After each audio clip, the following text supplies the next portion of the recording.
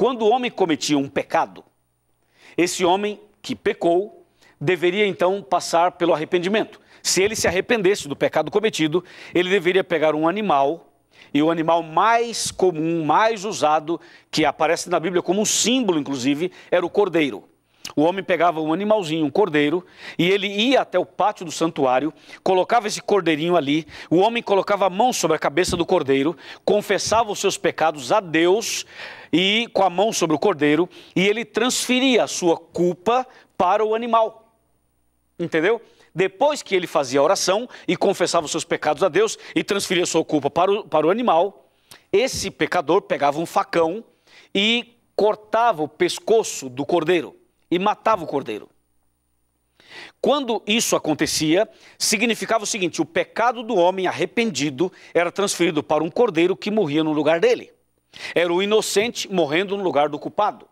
Era um cordeiro morrendo no lugar do homem.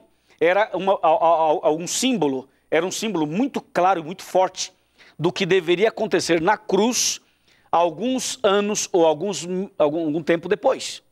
Jesus Cristo um dia viria a esse mundo, nasceria da Virgem Maria e Jesus depois seria crucificado.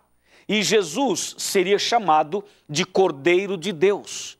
Você lembra dessa frase? Quando você abre a Bíblia em João capítulo 1, verso 29, e você lembra que João Batista estava no Rio Jordão batizando as pessoas, aí Jesus apareceu no meio da multidão para ser batizado e falou assim: ei, João Batista, ei João, eu quero ser batizado também.